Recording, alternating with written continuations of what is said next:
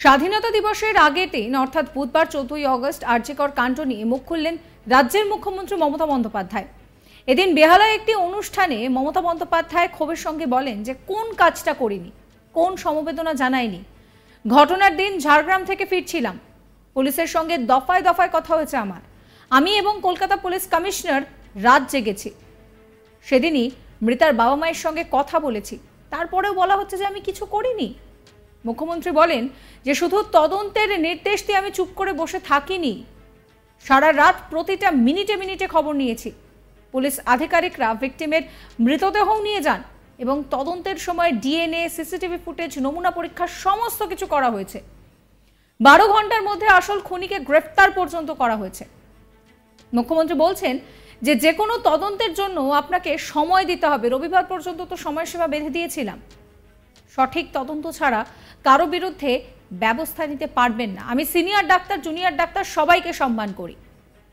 সঠিক তদন্ত ছাড়া কাউকে গ্রেফতার করা যায় না। এই ঘটনার তদন্তে কলকাতা পুলিশের সেরা দল কাজ করছিল। তদন্তে তারা ইতিমধ্যেই 34 জনকে ডেকেছিল, আরও লোক তাদের তালিকায় ছিল। আমরা ঠিক করেছিলাম যে এই তদন্তের কিনারা করব, কিন্তু হাইকোর্ট হস্তক্ষেপ করে মামলাটা সিবিআই এর হাতে স্থানান্তরিত করেছে। কি বলছেন মমতা বন্দ্যোপাধ্যায়, শোনাবো আপনাদের। আমরা কোনটা করিনি, কোন কাজটা করিনি, কোন সমবেদনাটা জানাইনি, কোন অ্যাকশনটা নিইনি। ঘটনা যখন ঘটেছিল আমি ঝাড়গ্রামে ছিলাম। আমি ঝাড়গ্রাম থেকে ফিরছিলাম, হঠাৎ খবরটা গাড়িতে আস্তে আস্তে জানতে পারলাম। জানতে পেরেই সঙ্গে সঙ্গে আমি কলকাতা পুলিশ কমিশনার বিনীত গোয়েলের সাথে যোগাযোগ করলাম। ওরা তখন আমাকে রিপোর্ট করলেন যে আমরা এখানে আছি হাসপাতালে, ওনাদের বাবা মাও এসছেন। আমি বাবার সাথে কথা বললাম, বাবা বললেন একটু মায়ের সাথেও কথা বলুন। মায়ের সাথেও কথা বললাম এবং তাদের আমি বলেছিলাম যে পুলিশ তদন্ত করবে এবং আমি ওদের ফাঁসি চাই। আমি সেই কথা প্রথম দিন থেকে বলে এসেছি, আজও আমি এটাকে স্টিক করি। এবং আমি বলেছিলাম আমি আপনাদের বাড়ি খুব শীঘ্রই যাব। যেহেতু ওনাদের একটা কাজ ছিল, পারিবারিক কাজ থাকে জানেন মৃত্যুর পর, সেই সময়টা ডিস্টার্ব করাটা ঠিক হতো না। সোমবার, রবিবার দিন মনে হয় সম্ভবত কাজটা ছিল, তাই সোমবার দিন আমি তাদের বাড়িতে গিয়েছিলাম। আর ঘটনাটা ঘটেছিল কবে? সম্ভবত শুক্রবার। আমি ওনাদের বাড়ি সোমবার গিয়েছিলাম। ততক্ষণ পর্যন্ত পুলিশ, সেদিন রাতের ঘটনা শুনুন, আমার সাথে 100 বার কথা হয়েছে, মিনিট টু মিনিট। আমি সারা রাত ঘুমাইনি। আমার সাথে পুলিশ কমিশনার রাত 2টো পর্যন্ত কথা বলেছেন।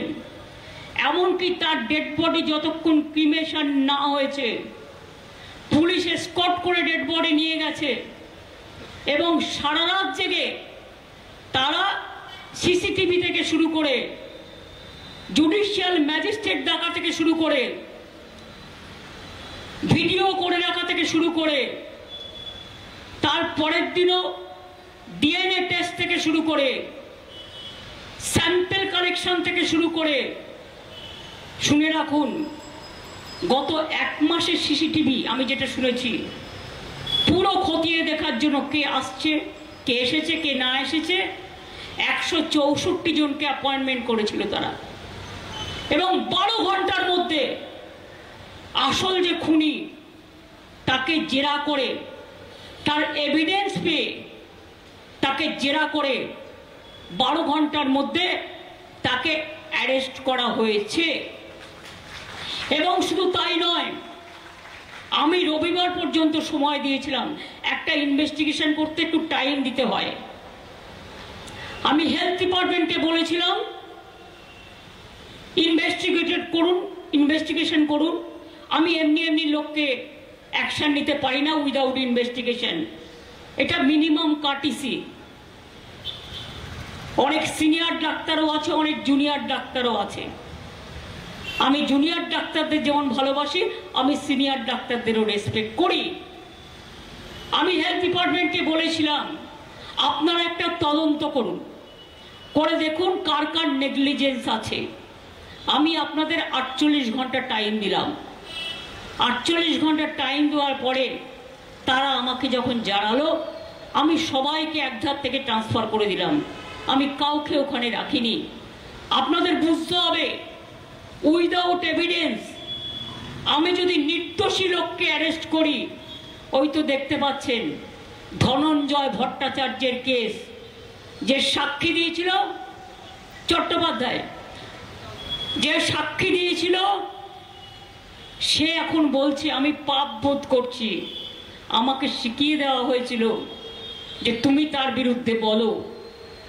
লোকটা তো চলে গেল, যে দোষী ছিল না। আর যে দোষ করলো তাকে সেদিন বামফ্রন্ট সরকার মদত দিয়েছিলেন। I am sorry to mention the name. Buddhadeb বাবু মারা গেছেন, প্রয়াত হয়েছেন।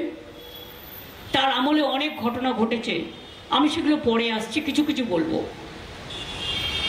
এবার আপনারা বলুন, তার স্ত্রী সেদিন ডরিনা ক্রসিংয়ে দাঁড়িয়ে বলেছিলেন ধনঞ্জয়ের ফাঁসি চাই।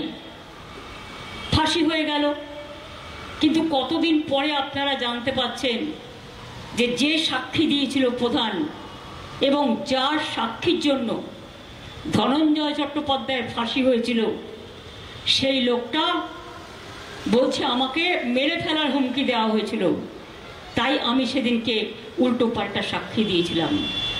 কাজেই মনে রাখবেন, এটা সায়েন্সের যুগ, মডার্নাইজেশনের যুগ। আপনি একটা দোষী লোককে ফাঁসি দিন, আমাদের কোনো আপত্তি নেই, কিন্তু নির্দোষীদের যেন শাস্তি দেওয়া না হয়, এটা মাথায় রাখবেন। এই মুহূর্তে দাঁড়িয়ে আরজি কর কাণ্ডকে কেন্দ্র করে রীতিমতন উত্তাল হয়ে রয়েছে পরিস্থিতি। বুধবার 14 আগস্ট আরজি কর কাণ্ড নিয়ে মুখ খুললেন রাজ্যের মুখ্যমন্ত্রী মমতা বন্দ্যোপাধ্যায়। বেহালায় একটি অনুষ্ঠান থেকে রীতিমতন ক্ষোভের সঙ্গে তিনি বলছেন যে কোন কাজটা করিনি, কোন সমবেদনা জানায়নি। ঘটনার দিন ঝাড়গ্রাম থেকে ফিরছিলাম, পুলিশের সঙ্গে দফায় দফায় কথা হয়েছে। আমি এবং কলকাতা পুলিশ কমিশনার রাত জেগেছি।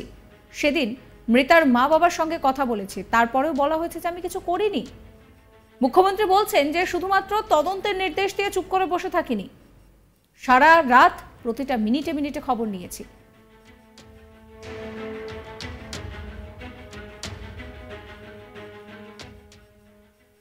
সাবস্ক্রাইব করবেন আজ তাক বাংলার ইউটিউব চ্যানেলকে, ফলো করবেন হোয়াটসঅ্যাপ চ্যানেলও।